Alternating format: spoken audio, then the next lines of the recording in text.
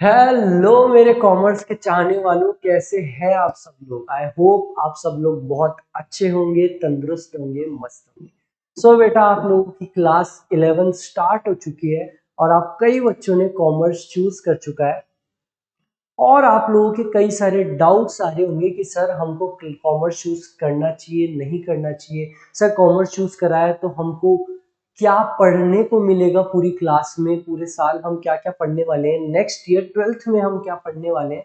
सो आपके कुछ basic doubts मैं आज इस वीडियो में कवर करने वाला हूँ। सो अगर आप भी अपनी नई जर्नी स्टार्ट कर रहे हैं और आप कॉमर्स चूज कर चुके हैं, so the first question you should ask yourself is why commerce, मैं क्यों चूज कर रहा हूं कॉमर्स। एंड आई नो आप में से केवल 5 या बेटा 10% मान लो, केवल 5 या 10% बच्चे ऐसे होंगे जो इस सवाल का जवाब दे पाएंगे that why they are choosing commerce. केवल कुछ बच्चे होंगे जो बोलेंगे sir I am choosing commerce because I want to be a CA, my cousin is a CMA, इसलिए मैं कॉमर्स चूज कर रहा हूँ। कुछ बोलेंगे कि सर मेरे को बाहर जाके इस कॉलेज से इकोनॉमिक्स की पढ़ाई करनी है, तो मेरे को 11th-12th में एक अच्छा बेस मिल जाए इकोनॉमिक्स को समझने का, मैं इसलिए कॉमर्स चूज कर रहा हूँ। कुछ बोलेंगे सर हमारा फैमिली बिजनेस है, उस फैमिली बिजनेस को और अच्छे से समझने के लिए, आगे बढ़ाने के लिए मैं कॉमर्स स्ट्रीम चूज कर रहा हूँ, क्योंकि यहाँ पे मैं कुछ ऐसे सब्जेक्ट्स पढ़ने वाला हूँ, बिजनेस स्टडीज, अकाउंटेंसी, जो अल्टीमेटली मेरे को एक अच्छा बिजनेस करने में मदद करेंगे। सो अगर आप इस सवाल से क्लियर हो सो बहुत अच्छी बात है। जो भी बच्चे इस सवाल से क्लियर नहीं है, they should ask the next question that what are the various career opportunities, what are the various career opportunities available in commerce। Commerce में आपको क्या क्या करियर अपॉर्चुनिटीज मिलने वाली है।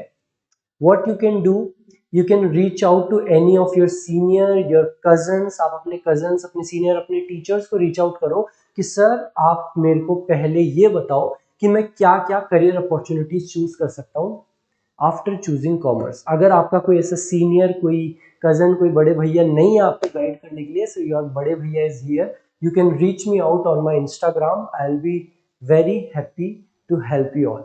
फिर भी बेटा मैं आप लोगों को बता दूं, कॉमर्स में बहुत सारी अपॉर्चुनिटीज आपको मिलने वाली है। जो मेजर अपॉर्चुनिटी है that is going to be CA, आप सब लोगों ने सुना भी होगा।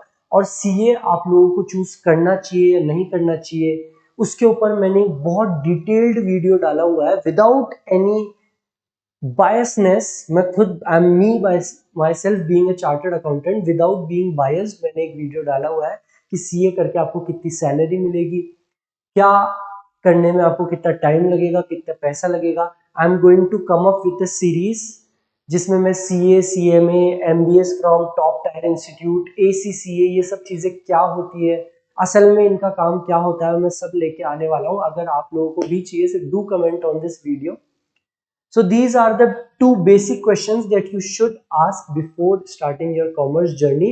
और जो बच्चे बेटा स्टार्ट कर चुके हैं, मान चुके हैं कि हाँ सर हमको तो कॉमर्स को ही चूज करना है, हम सब कैलकुलेशन कर चुके हैं, तो मैं बता दूं आपको क्या क्या सब्जेक्ट्स बेसिकली मिलने वाले हैं। बेटा मैंने इसको इस ही क्रम में लगाया है जिस क्रम में आप समझ लो आपको पढ़ाई करने को मिलेगी।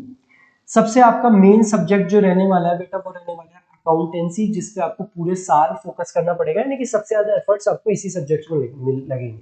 दूसरा आपका सब्जेक्ट है बेटा इकोनॉमिक्स, तीसरा बिजनेस स्टडीज, चौथा इंग्लिश। इस सब्जेक्ट के लिए मेरे को आई नो आपको कोई गाइडेंस देने की जरूरत नहीं है, आप अच्छे से समझते हैं।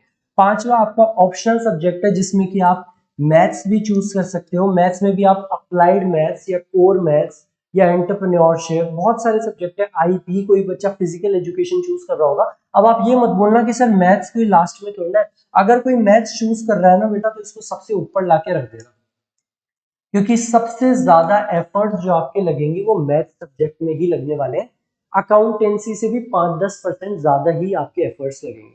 तो अगर कोई बच्चा सोच रहा हो कि मैं कॉमर्स चूज कर लूँ और मैथ्स चूज कर लूँ, क्योंकि कई बच्चे ऐसे होते हैं जो 11th क्लास में स्कूल वालों के पीछे भागते हैं हमें मैथ्स चाहिए जबरदस्ती, फिर 12th में वापस से पीछे भागते हैं कि हमें मैथ्स छुड़वानी है, हमको नीचे भैया मैथ्स। तो एक बार आप वो कैलकुलेशन अपने माइंड में कर लेना।